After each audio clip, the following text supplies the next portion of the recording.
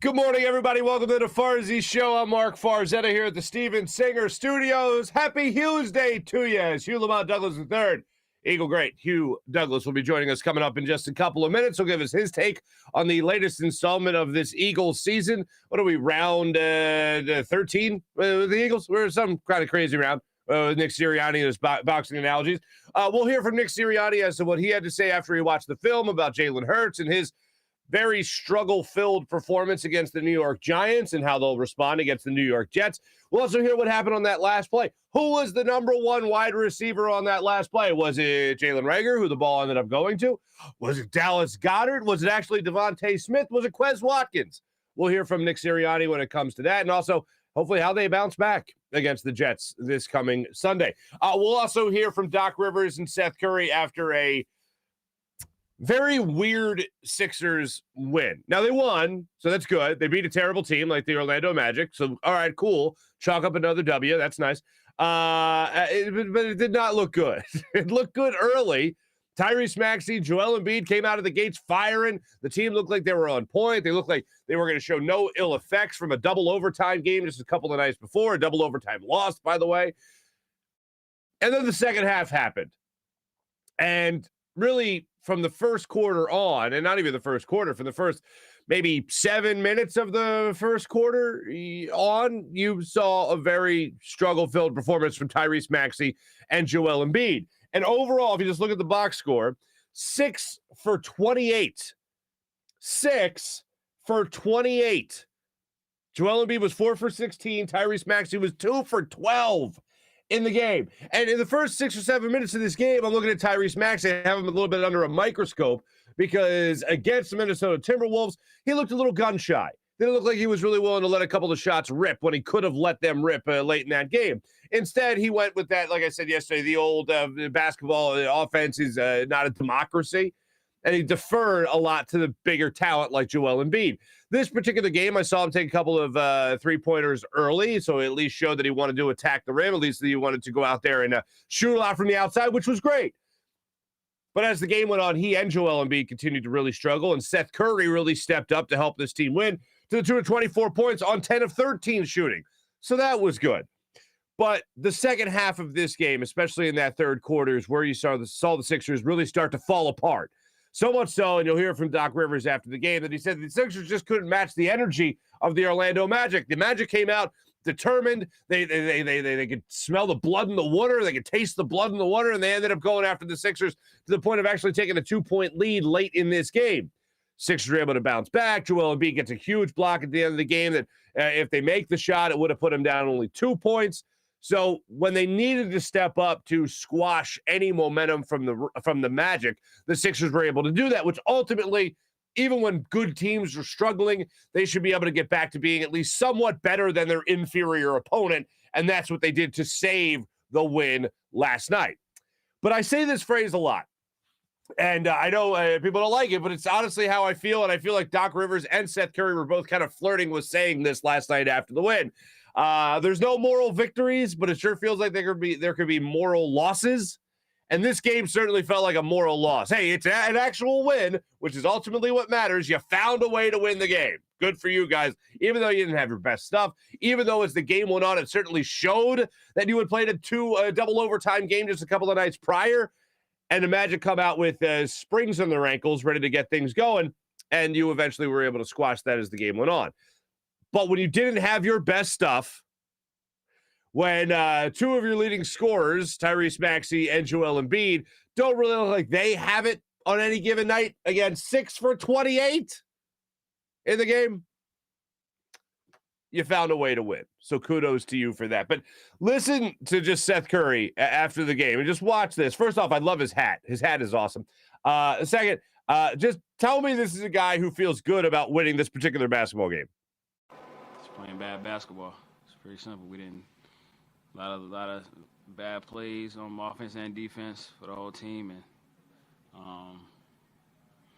it's really just we gotta figure out how to be better for 48 minutes. For really the last 2 games, we haven't been playing good basketball. Golf is dope. Let me just agree with Seth Curry's hat there. Golf is dope. I do love some golf. I'm terrible at it, but I do enjoy it. And second, this team knows they should have blown out the Orlando Magic. You're looking at this game in the first, you see it up like 15 points in the first half. You're going, okay, all right. Well, I hope nobody bet Joel Embiid's over tonight because I don't think he's going to be playing this entire game. I hope nobody bet even Tyrese Maxey's over in this game because he's probably not going to be playing much. Shake Milton's back in the lineup, so we'll see what he does. He actually had a nice stretch for himself. But you really didn't feel good about the Sixers putting this win away until they came out early in that fourth quarter, and Andre Drummond, who has been a godsend this year, as far as I'm concerned. 3 weeks without Joel Embiid. At least you have Drummond in there at center looking good. Team didn't win. We all know that.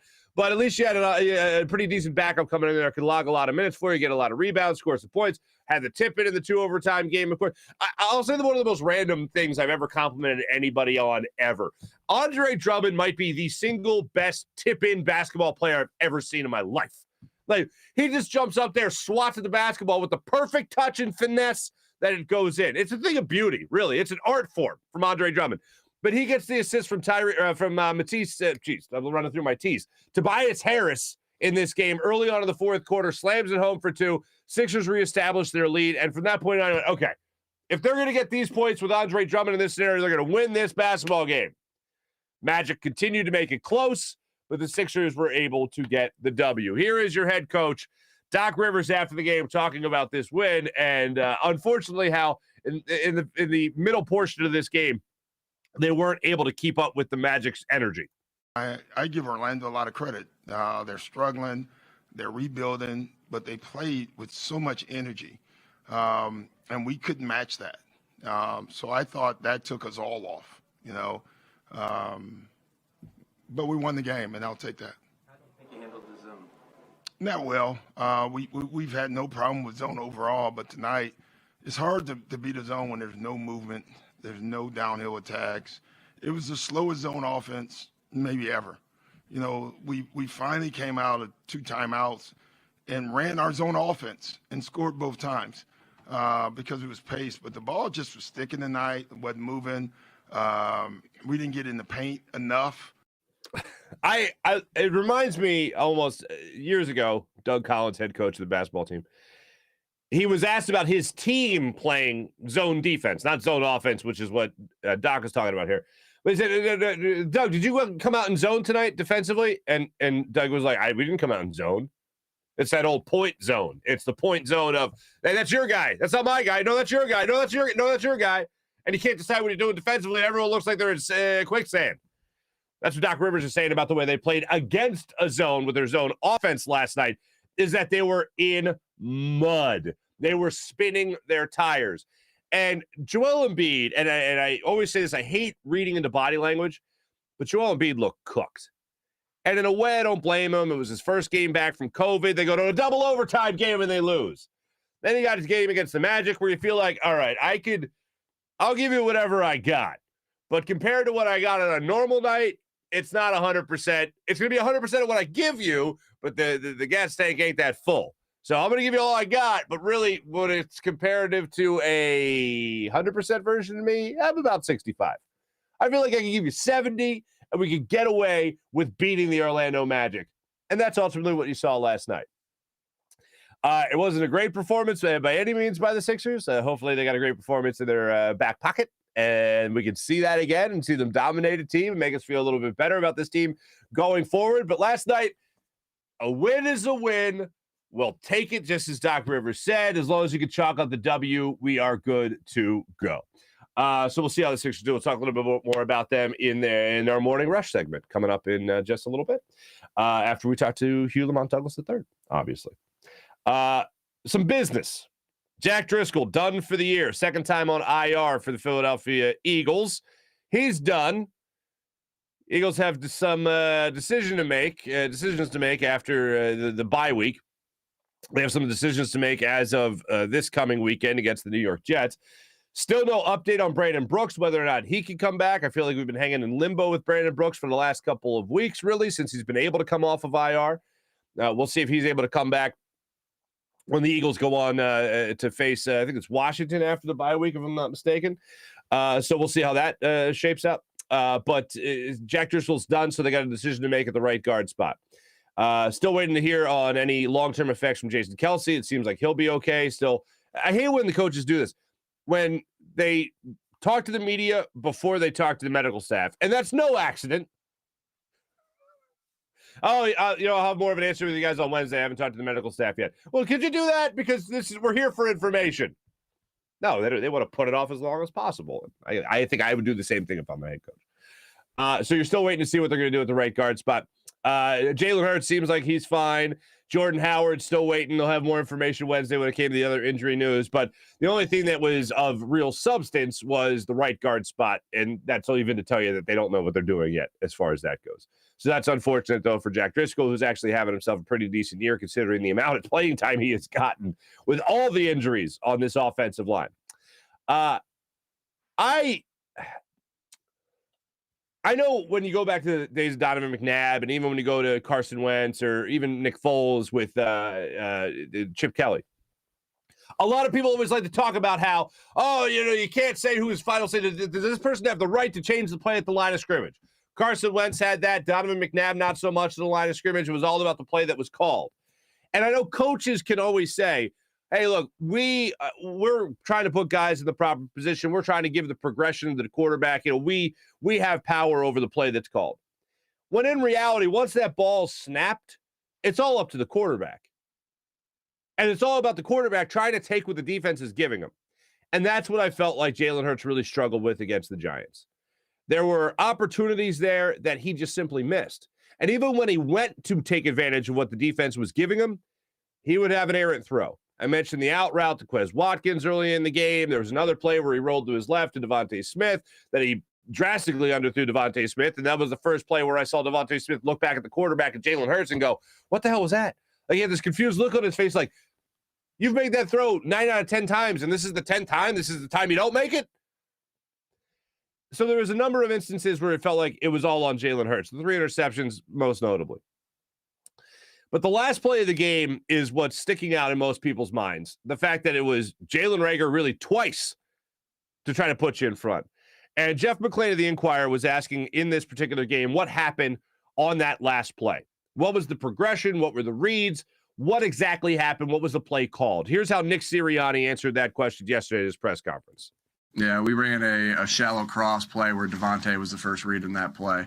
As a matter of fact, on that play too, it's Devontae is 1A, and then you could say Dallas is 1B. The defense that they played eliminated the 1B read of Dallas, and it put it onto the Devontae. We didn't do a great job executing the route discipline out of that play with Devontae and Quez, but it turned into a scramble. And we got an open look. Jalen made a good throw. And like I said, want to just be able to finish that play off. And again, no one wants to make that play more than Jalen. It never comes down to one play. We put ourselves in that position where it came down to the last play, where I know all the eyes were on him and all the criticism will be on him. But this is an ultimate team game. And there's a lot of other things that led to that it coming down to the last play. I was expecting at some point in the season for there to be that regression game, for that step back game, that game that, oh, wow, look how great he played against the Denver Broncos and Jalen Hurts. And then, oh, well, he was bound for a dud. And that game Sunday was a dud. But if you're Jalen Hurts, I don't understand how you take your eyes off Dallas Goedert or Devontae Smith, especially if you know they're 1 and 2. And especially if you know you're going through your progressions, you're going, no Devontae. So he was the first read. And then Dallas Goedert was what did he call it? 1B? 1A was Devontae Smith. 1B was Dallas Goedert. Was 7D Jalen Reagor on this particular play? I'd rather Jordan Mailata get the ball than Jalen Reagor in that situation, even though that would be illegal. So if you're Jalen Hurts and you're sitting back there in the pocket, I know it's called a scramble drill, but he wasn't scrambling. The offensive line was holding the spot, and he was pretty much in the pocket for the entire play. Aren't you watching the progression of your routes with your receivers as well? Like, look, from the bird's eye view that you watch that play at, literally from high cable cam, whatever, and you're watching that play, if you're the quarterback, aren't you anticipating that DeVonta Smith, once he's on this side of the field and you saw defense floating over to the right side of the field, aren't you anticipating that that guy's going to be open as he's crossing the field? Especially when you have an offseason of building up chemistry with this guy, 14 throws in college while they were both at Alabama. Aren't you in, like, the thing that makes great athletes, it's got nothing to do with athleticism. I mean, that's what I always disagree with people on. It's all about between the ears. It's all about how you diagnose and how you break down the information given to you by the defense or your opponent, in this case, the defense. And Jalen Hurts, to not see that play developing in that way, that's not good, man. That was there in Denver. He could do that, stepping up in the pocket, reading the defense well, anticipating the play, trusting his receiver to make a play like he did with DeVonta Smith against the Denver Broncos. And then this game against the Giants, defensively speaking, a far inferior opponent, he couldn't process that information in front of him. That being able to take advantage of what the defense is giving you, in this case, seeing it before it happens, knowing how the play is going to develop, finding that receiver, knowing he's going to be open down the field, that's inexcusable. And to settle on Jalen Reagor, ooh, that's a lack of options right there. And I know they always like to say, hey, you make a mistake, you go back right, you go right back to that guy and you let him make that, make good on the mistake. Now in this case, now with the game on the line, no thank you. Instead, he dropped that? All right, well, he's done. And I know in that case, he's just trying to make a play to the end zone. I just don't understand how, if you're sitting back there at quarterback and you see, maybe you didn't see it, maybe that's the whole reason why. But if you're not looking for DeVonta Smith or Dallas Goedert to make a play in that scenario, especially when you're going to have time with 15 seconds left on the clock by the time the play is over to get to the line of scrimmage, even if it's short of the goal line, spike the ball and still live to play another day, or another down, rather, to be more specific, that's a really rough ending for Jalen Hurts. And I know you could say, well, it's still Jalen Reagor. If he catches it, it's still everything. No, we're not evaluating Jalen Reagor. We're evaluating Jalen Hurts. It goes on the quarterback in that situation. And for the coach to come out after the game and say that more or less you're giving him an F grade, and for the coach to come out a day after he watches the film and say, yeah, there was 1 and 2 on that play, and he went to like 3 or maybe 4 with Jalen Reagor. That's also unfortunate. To continue this conversation, I know a lot of people will focus on Jalen Reagor. Here's what the head coach had to say about Jalen Reagor. He says the word Jalen. He says Jalen. I know a lot of people think of Hurts, but he's talking about Jalen Reagor in terms of how you're expecting him to bounce back and what he can do from this point on. I do believe that Jalen is working himself. He does work extremely hard in practice to get himself better. When he had those opportunities yesterday, we all want him to make that play. Nobody wants him to make that play more than himself either. And he did make a couple nice plays, made a nice catch on a pass that was a little bit behind him, and then he made a nice catch at the end of the first half to put us down in there in scoring range. We just, obviously didn't execute to finish that thing off. But what you want out of every player, not just Jalen, right? You want out of every player consistency. And I think what we saw yesterday is that he wasn't consistent throughout the game. He knows that. We've already talked to him about that. And so consistency is when you're making those next step in your development. He was also asked later on in the press conference by Dave Zangaro of NBC Sports Philly about how, have you thought about benching Jalen Reagor for all of one game even to send a message? And no, that really wasn't about it. It was about coaching him up and making sure you could get him to help the team on a later play. I still don't understand how you've seen him have success in the run game, jet sweeps, whatever it might be, and you saw it really for one game, and then you haven't seen it. Maybe that's the way you get him involved again, because he just does not seem to be on the same page as his quarterback. And I know you want to talk about focus, lack of focus, or whatever you want to call it. It just doesn't seem like it's there. You want to talk about it not being there between the ears. Jalen Reagor seems like he's got all sorts of cobwebs going on in his head right now, and hopefully they do something in the not-too-distant future to knock those cobwebs out. Maybe get him involved in a run game. Maybe that'll help. Maybe just not worrying about catching the ball. Maybe just get us positive yards. Maybe that's how you do it if you're a head coach and play caller. Here's more on Dallas Goedert and DeVonta Smith being the number one targets on that final play.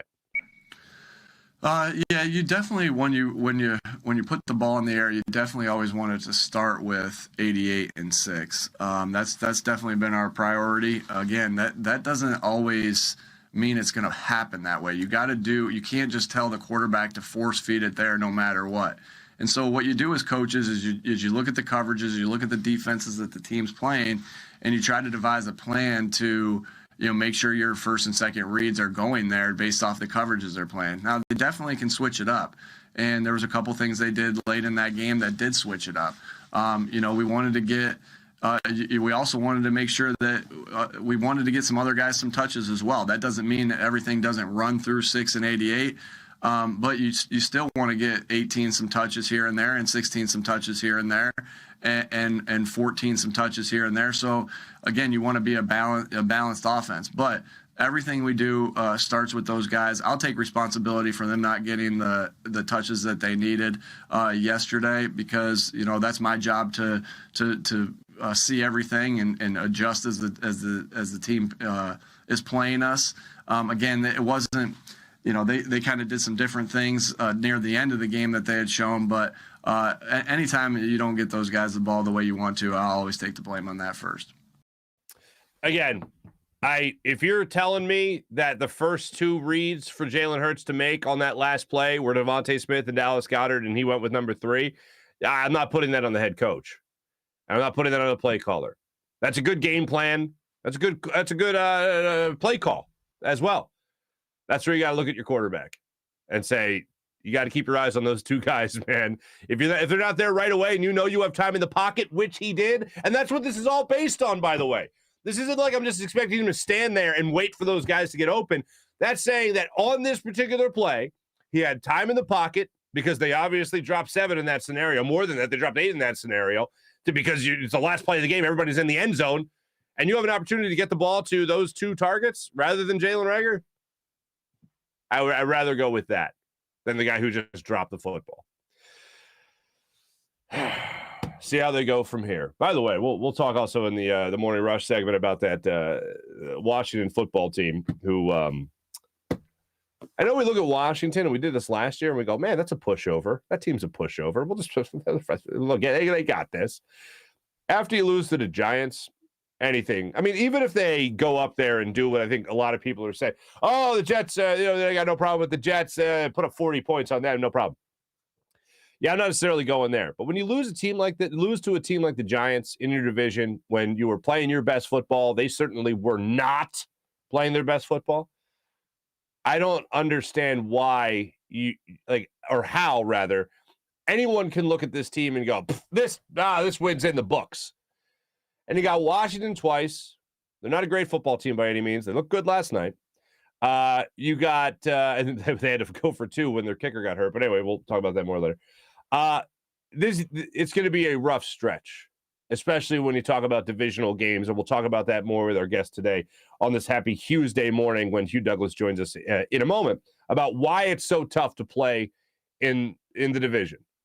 No matter how bad a divisional team is, why are those games so tough? Is it just about familiarity? Why are those games so tough? As the Eagles certainly have their share of divisional games for the rest of the schedule after they play the Jets on Sunday. Before we talk to Hugh, let me tell you about my good friend Steven Singer of Steven Singer Jewelers, the other corner of 8th and Walnut, right in Philadelphia.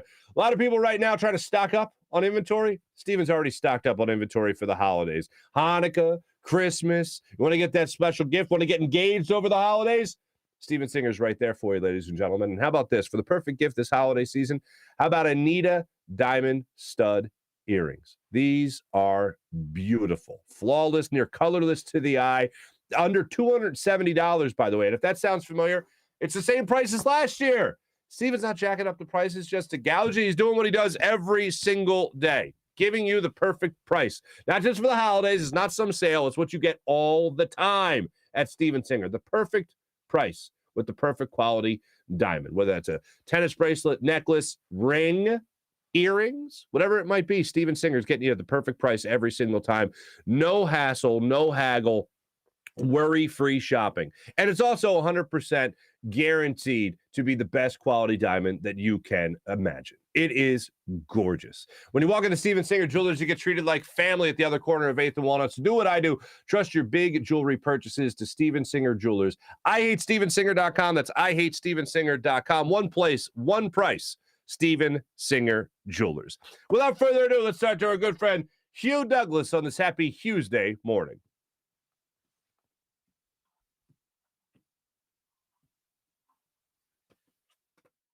And joining us right now on the Rothman Orthopaedics guest line on this happy Tuesday morning, Hugh Lamont Douglas III. What's going on there, Hugh? What's happening, man? How you doing? I heard you were playing through pain this Thanksgiving. I was hoping that you get to enjoy some mac and cheese and whatnot, but you were playing hurt, were you? Well, not so much hurt.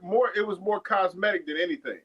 You know, I broke a veneer. You know, you don't. Luckily for you, you don't have veneers, and children take care of your teeth because the fake teeth.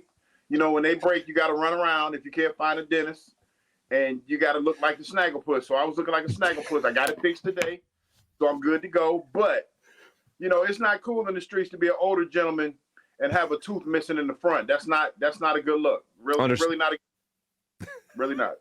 Did you get to enjoy any mac and cheese or anything like that for Thanksgiving? You know, I didn't have any mac and cheese, man. You know what I did? Because I said, you know how this is the time of year where we all tend to gorge ourselves with food. So I just ate a bunch of sweets. I ate a little bit of turkey. So I said, if I'm going to go, I'm just going to eat sweets. Because, you know, I really don't get to eat sweets that much during the course of the year. I'm trying to cut back. Gotcha. So I said, I'm just going to eat some sweets. So I got me a pecan pie, ate some of that, ate a little bit of ice cream, and just kind of try to get back on my routine. Good for you. Way to show some restraint. You gotta indulge. You gotta enjoy yourself every now and then. So I did the ice cream thing. No, good. I'm happy for you, my friend. I'm happy for you. I'm glad you got to enjoy Thanksgiving minus the veneer incident, my friend. Yeah. So here's where we're at right now in Philadelphia. And I know you caught a little bit of the game with the Eagles and the Giants, but the first thing I want to ask you about before I get into specifics, most notably with Jalen Hurts, why are divisional games so tough? Like, why are they so hard to predict? Is it the old cliche of, oh, well, you know each other so well? Like, why are they so tough? All of that familiarity breeds contempt. You don't like each other. You get up more for that game than any other. It's all kind of things, man. I mean, that's one of those games where you never look at the standings or the win-loss record and say, hey, this is a better team than this team. You know, it's too many instances where I've been in a situation like that playing against, albeit the Washington Redskins, the New York Giants, or the Dallas Cowboys, where we might look like we have the favor, but going into that game, you better bring your A game because they're coming to play, and they're loaded for bear. I mean, and that's just how it is, man. That hatred is real. And it's funny. Watching that game, seeing some of the highlights, and I was like, damn, Michael Strahan, that might be a problem. You know, because they retired his jersey at halftime. I was like, damn. Probably one of the most famous Giants. It is one of the most famous Giants in the history of the New York Giants. And I was like, him being there is going to be a problem. You know what I mean? Because it's like you want to impress the guy that you know laid the groundwork for you. So yeah, I kind of knew that was going to be something where you know that was the issue. And then the week before the game, they fired the offensive coordinator Jason Garrett, so he got fired. So you know, heads are rolling. Everybody looking around like, damn, they fired Jason Garrett. My job might be next. There was a whole lot of motivating factors going into this game. Mm-hmm. Certainly. Going back to the divisional aspect of it, is there anyone that jumps to mind? And I don't know the answer to this, so I might be just walking down a path blind here, but is there anybody that you played against that maybe you were friendly with in the beginning of your time in Philadelphia, and then maybe by the time it was over, you weren't as friendly with when it comes to an opposing team? No, not so much friendly with. Probably more friendly now than I ever was when we were playing because you wore the wrong color jersey and you played for the wrong team. Now, you respected them. You definitely respected them.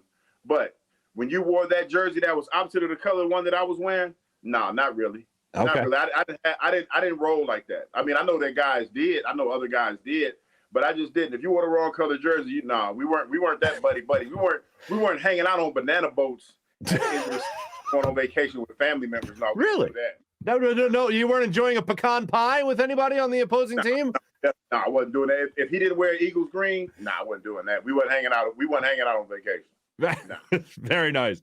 I know you heard the cut after the game talking about Jalen Hurts, and he had a rough game, maybe his most disappointing game of the season, considering the Eagles had a lot of momentum. They were going up against a quote-unquote inferior opponent in the Yeah. A win schedule going forward, all of that. Yeah, it was surprising. It was definitely surprising. No question about that. All right, so let's start there then. From what you saw from Jalen Hurts, what jumped out to you about this particular performance? He threw the ball in double coverage, triple coverage a couple times. Just looked a little lost out there. You know, because we talked about that a little bit down here in Atlanta. The fact that, you know, you talk about the season and how teams are topsy-turvy, that is arguably a winnable game for the Philadelphia Eagles. No question about it. You look at the rest of the schedule and the way that they've been playing, that's a schedule that is favorable for a team to make it to the playoffs. Mm-hmm. And then if you go out there and lay a clunker like that after you played a lot better, I mean, you know, it's unfortunate. It happens. I think he'll bounce back, but it was just unfortunate to see in this situation with a game that was so winnable. When you look at listen to what Nick Sirianni had to say after the game about how you talked about grades, you know, anytime you turn the ball over, it's not going to be, anytime you turn the ball over 3 times, it's not going to be an A, B, C, or D type of performance. That's some brutal honesty from the head coach, no? Yeah, it is. And listen, it's tough. It's a tough spot to be in playing quarterback in the NFL because, you know, when the game going well, you get all the accolades. You're the toast of the city. When it goes bad, you bear the brunt of all the negativity. Mm-hmm. That's just how it is, you know. And you have to be built for it, especially in a city like Philadelphia, because I'm pretty sure that the people in Philadelphia are not happy today, as they shouldn't be, you know. But you have another opportunity this weekend coming up to bounce back, and you're still alive, regardless to how it played out and how you feel today. You're still alive. You're still alive in this situation, and you can still, you know, make it to the playoffs. You can still get in the playoffs. And they absolutely can. As a player, how do you approach a week like this? Coming off a bad loss, coming off a rough loss, going up against a team like the Jets, and then a bye week. How do you not look past a team like the Jets while going into your bye? What do you do as a player to prep for a week like this? Well, you just got your butt kicked by the Giants. Regardless to how much you don't want to listen to social media or read the paper or any other stuff, Philadelphia is a unique city where it's right there in your face. Like when you take a loss like that, it's in your face. You can't run from it. You have to deal with it. It's in your face when you go to the pub, well, not the Publix, the ShopRite or whatever the Wegmans. I should say. The Acme, man, the Acme. Yeah, I've been all over the place. I forgot the Acme. Whenever you go to the store, you know, because everybody's a diehard Eagles fan, so it's in your face. You're gonna have to deal with it. And when you're going to work, man, I mean, the people that you work with that are diehard Eagles fans, they feel that. And the only thing that you want to do this weekend, for me personally, when I was there, we couldn't go fast enough for me to get back out there on the field and have another opportunity to redeem myself against a team that you should beat. You should beat the Jets.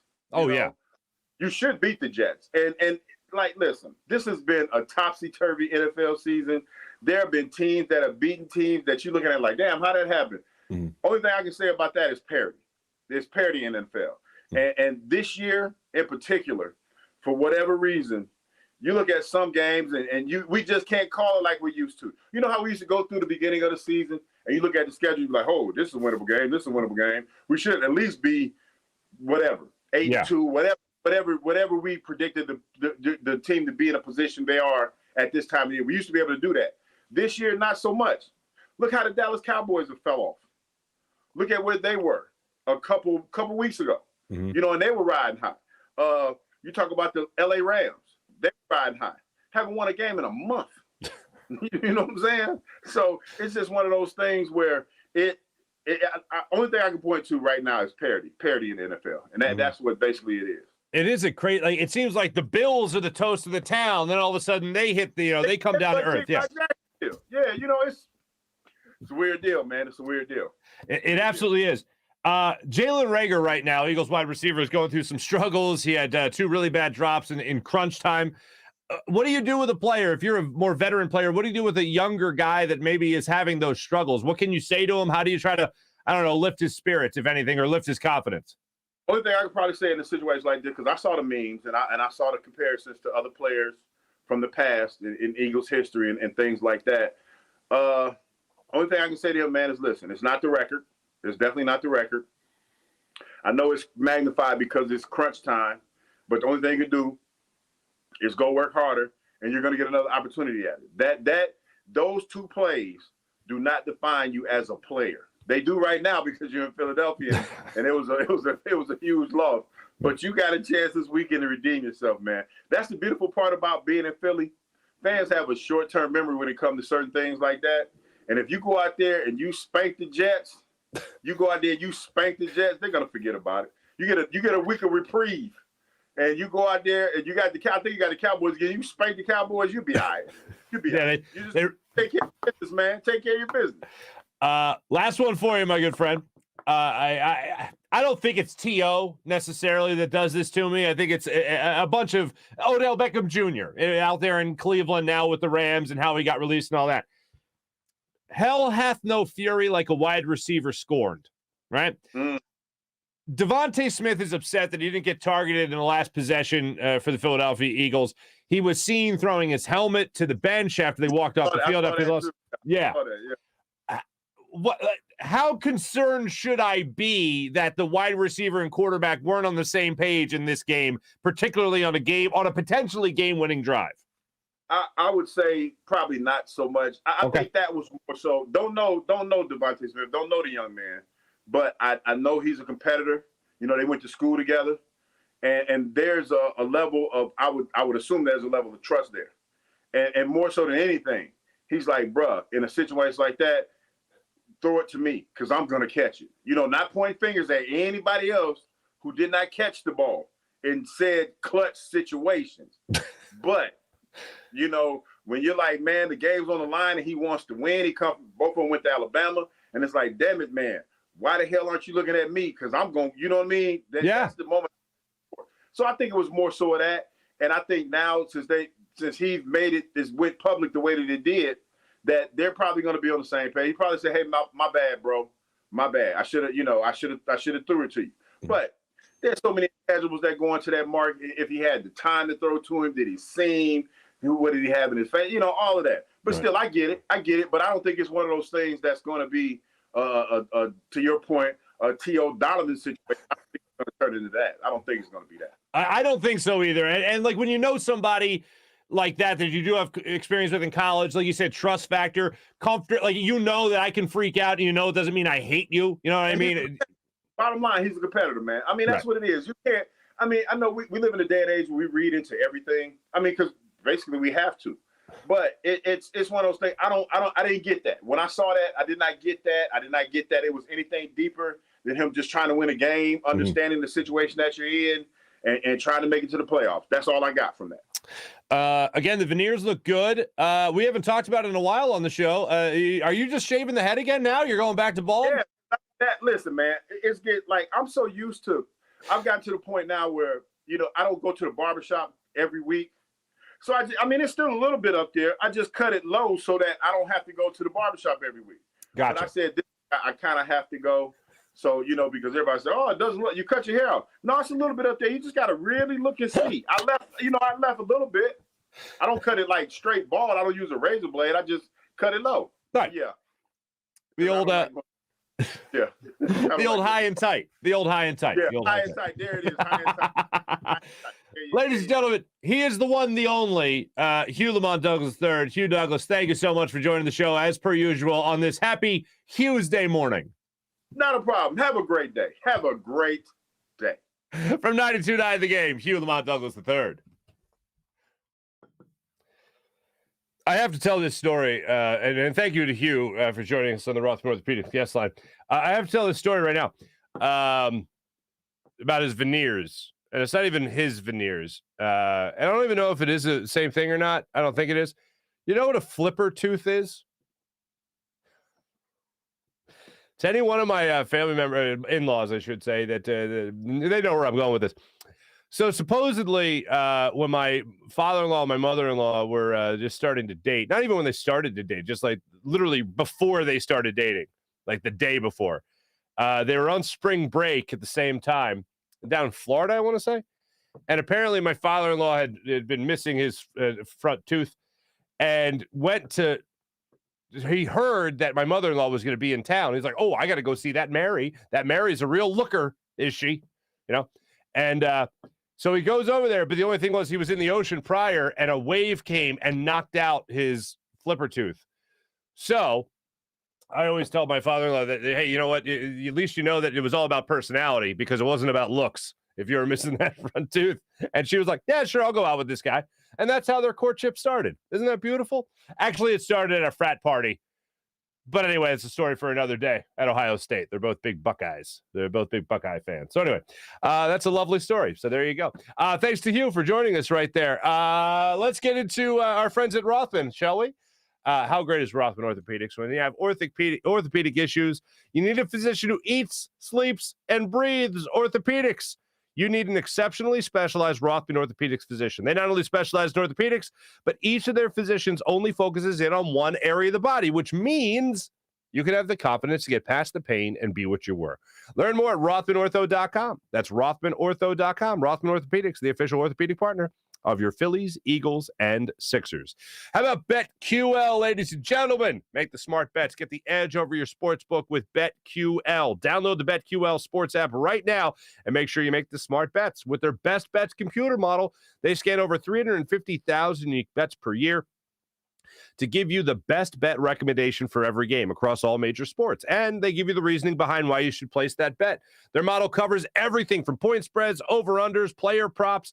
You don't want to use their model and prefer to do your own research? The BetQL app has all the necessary tools for your betting research needs. Everything from sharp data, line movement, team summaries, lineups, injuries, breaking news, and even a leaderboard to help you track your own success.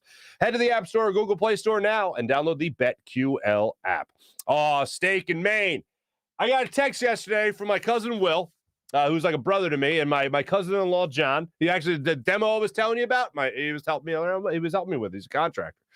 And they were down for whatever reason. My cousin Will has been a lifelong Washington football fan, and he went down there. And my cousin-in-law John is from Seattle, so he's a big Seahawks fan. He's from out that way, I should say. And they went to the game last night. They texted me and said, "Tell your man Tony Cavada we're coming for lunch tomorrow to Steak and Maine for the 2-pound tomahawk steak." Now, my cousin-in-law John's the guy that said, you don't eat a 2-pound tomahawk steak. Yeah, get out of here with that talk. And I said, au contraire, good sir. I do eat a 2-pound tomahawk steak from Steak and Maine, and it's fantastic. So it turns out they're stopping there for lunch when they open up today on the way back from Maryland, Landover, Maryland. On the way back, they're going to be stopping at Steak and Maine. I hope they enjoy because that place is just fantastic. You could dine in the upscale steakhouse, the casual bar and patio. You can have some fresh seafood. You can have freshly prepared sushi. 2-pound tomahawk steak as well. Don't forget the crab dip.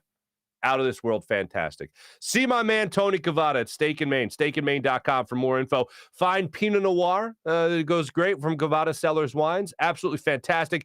Make sure you do what I do. Check out Steak and Maine, steakandmaine.com for more info. Party table in the back. You got a big party going on there? It's a great time at Steak and Maine. Voted #1 place for steaks in America by the Travel Channel and the Food Network as well. Absolutely fantastic. SteakandMaine.com. How about our friends at WinView? Make sure you use the WinView app. It's a social gaming app where you can win real money prizes by challenging your friends and family on the games and players that you love. WinView is awesome. It's the only game where fans can take on other fans and end the debate once and for all. Who is the bigger sports fan? If you have friends and family who think they know everything about sports, challenge them to a WinView contest and break up the monotony of family dinners and get-togethers. Play a quarter of Monday Night Football, Thursday Night Football, Sunday Night Football, whatever it might be. Have yourself a good time with the WinView app. Download the WinView app right now, and again, win real money prizes on the games you love for making predictions on those games and players. Also, how about a special shout-out to our friends at PHL Sports Station, Philadelphia Sports Station, enhancing your Philadelphia sports fan experience. Let's move on into our social media check-in brought to you by Steak and Maine and steakandmaine.com. I got a little bit of a different setup over here, so let me see if I can scroll around here. Here we go. David, what's happening there? Poiron? Am I saying that right? Poiron? David Poiron. Sirianni always looks like he had a rough night. Okay, I'm not the only one picking this up. He does look like, just take a look at this guy. Yeah, we ran a shallow cross play where Devontae was the first read in that play. Does he not have does he not have the type of thing that it's just like, wake up, you got to do a press conference right now? What? Okay.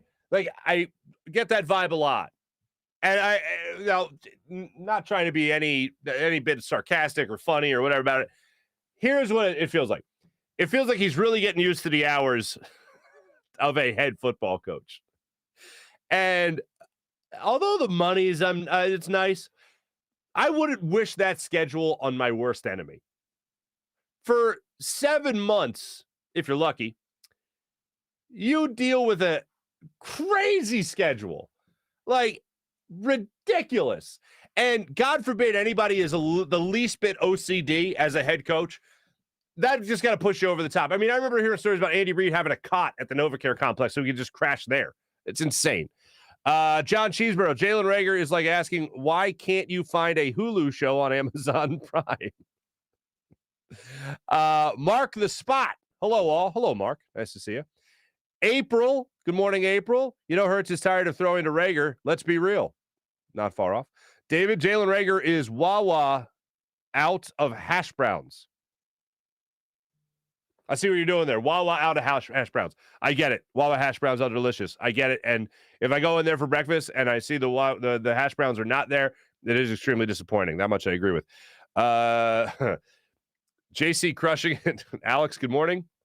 Jalen Reagor is as helpful as having Jalen Hurts turn his back to the defense and reading the defense that way. I love that we get these like Chuck Norris-isms from you, John. I'm not even kidding you. I love it. Jalen Reagor is like going to a steakhouse and ordering salad. Jalen Reagor is like going to a seafood spot and ordering a burger.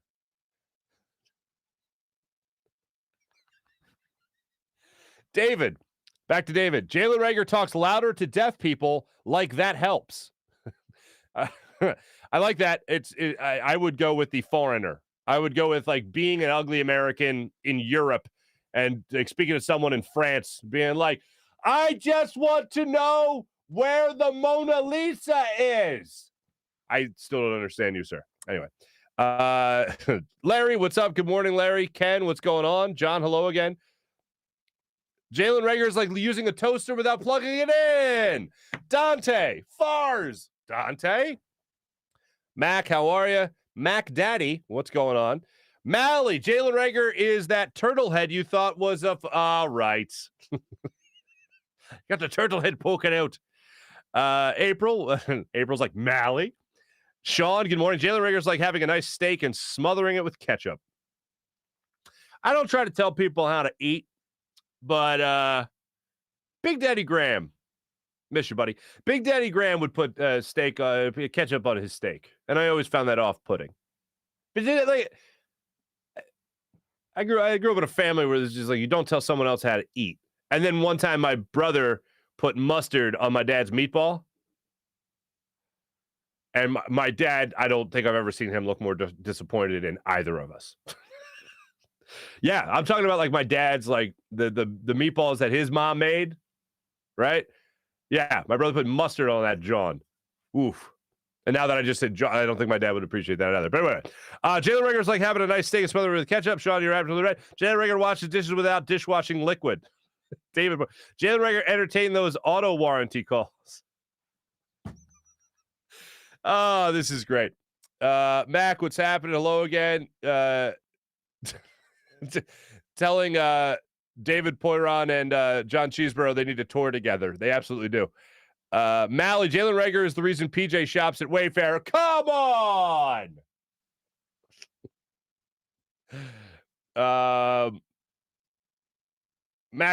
Lionel saying no mac and cheese for Hugh. That's unfortunate.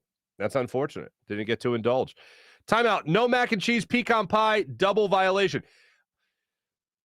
Pecan pie I have come around on in my adult years. Pecan pie I didn't like for a long time. My dear, lovely Aunt Susie would make a lovely pecan pie, and I had it when I was a kid, and I hated it. And then I became older, and now I wish I could have her pecan pie again because it was delicious. And Susie also offered me coffee when I was like 11 years old, and I still find that funny to this day. Max says cancel Hugh. Cheese over pie. April, come on. I agree. April, I go cheese over pie as well. Dante, no, don't cancel my man. Alyssa, hello, Alyssa. Hello, friends. John, Jalen Reagor is like no mac and cheese. Very true. Sean, everyone's saying good morning, Alyssa now. This is nice. We're all gentlemen here. Jalen Reagor's like running a 5-yard route on a third down that you need 15 yards. I think I've seen him do that, actually. Sean's checking it again. Jalen Reagor's like going to McDonald's on a first date using coupons. It's not going to go well. JD Harrison, why do we have a Huey Lewis reference here? Am I missing a Huey Lewis reference somewhere else in the chat? Because I'll talk about Huey Lewis in the news all the live long day, folks. Anyway, Huey Lewis is in the chat. So not the actual Huey Lewis, but JD Harris is just dropping a Huey Lewis reference, and I'm here for that. Hugh ain't over the Cowboys playing third stringers last game. Yeah. Jalen Reagor is a broken shoelace that touches the men's room floor. I'll even go that far. That's right. I said it. I know it's a family show.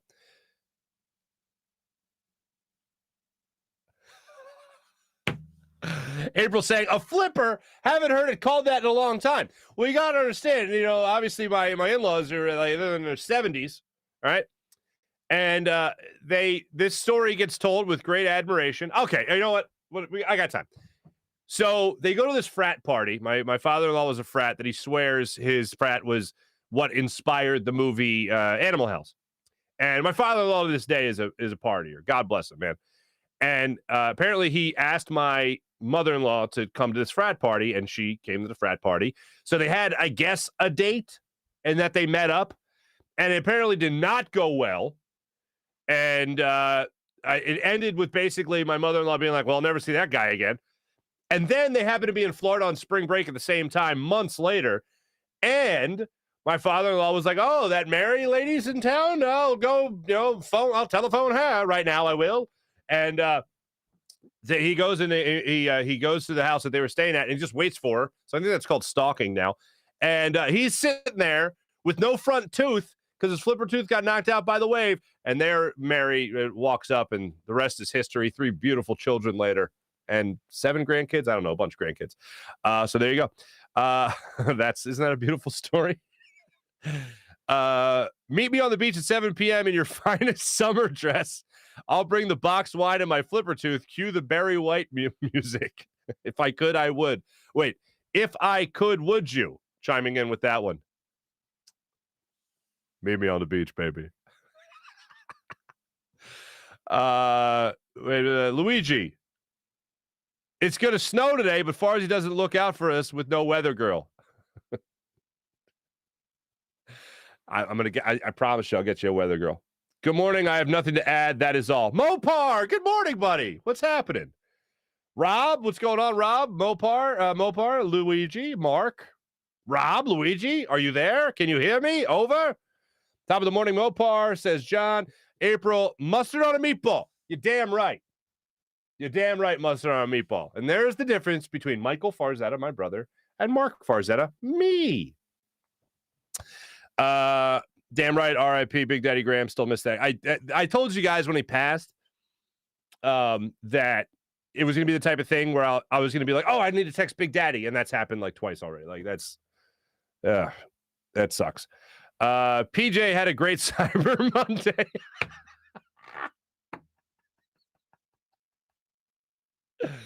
I love it. Good morning, Mr. Cheeseburger Mopar. Good morning. I'm sorry I speak up for the unheard kids. All right. Wait, Farzy sounds like your father-in-law is Blue from Old School. Not quite that old. Not quite that old. But if you have a kiddie-sized pool with KY jelly and 2 co-eds that like to wrestle, I'm sure he wouldn't turn it down. CB Ricky. Reagor. That's good. Did you come up with that on your own? Reagor? From now on. Old school vibes. Definitely Julian. What's up? Good morning to you. Rob's telling CB Ricky to trademark that. Yes, I do that. Mopar, I hear you. Wait, I hear you. The world hears you. And the people that put the show together will hear all of us soon. Okay. Can I a little freaky cousin of the weather? Oh, Mally. I was just texting with the freaky cousin on Thanksgiving, as a matter of fact. Mike, good morning. Devin for president of weather department. Am I missing a Devin? Did Devin chime in with a weather report? No? Okay. I must have missed it if it did. Allora. Sean just says good morning, Mopar. There we go. That's all you need. Good morning, Mopar, indeed. Thanks, everyone that checked in our social media check-in, brought to you by Stegaman and Stegaman.com. Let's move on now to our morning rush, brought to you by Sky Motorcars and SkyMotorcars.com. Flyers, supposed to be playing tonight. They're not because of the Rona. They're supposed to play the Islanders. That's not happening. They're going to be facing the New York Rangers tomorrow. 7 o'clock puck drop at Madison Square Garden. Sixers got the Boston Celtics tomorrow at 7:30. Big game. Big game. Big game coming up for the Sixers. They take on the Celtics. Going to need a lot better version of themselves. 7:30 tip-off in Boston. Union scheduled to play Sunday, TBD, Sunday the 5th. So we'll see what happens there. If you guys didn't see the Sunday night game last night between the Seahawks and the Washington football team, it was a wild one. Washington won 17-15. Washington, this was crazy. Washington's up in this game, and then last-minute drive by Seattle. Russell Wilson brings him down the field. Oh, there's a crucial pass interference call on Sidney Jones, by the way, who plays for the Seattle. But anyway, Russell Wilson's bringing him down the field. They score a touchdown, fail the 2-point conversion. They go for the onside kick with, I believe, 15 seconds left on the clock. They get the onside kick. Seattle gets the onside kick. Illegal formation. They have to re-kick. They don't get that kick. They maybe had a play in them. They had no timeouts. Maybe had a play in them to get them within field goal range. Kick would have been the game-winning field goal. It didn't happen. But I did see something else in this game last night that was wild. Washington, their kicker gets hurt.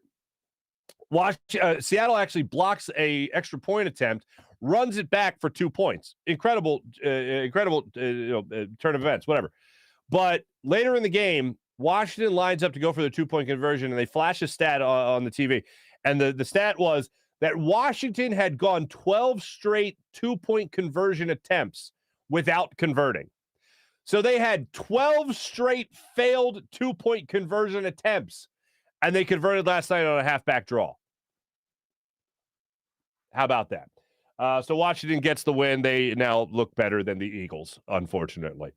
What else do we have here in the what the?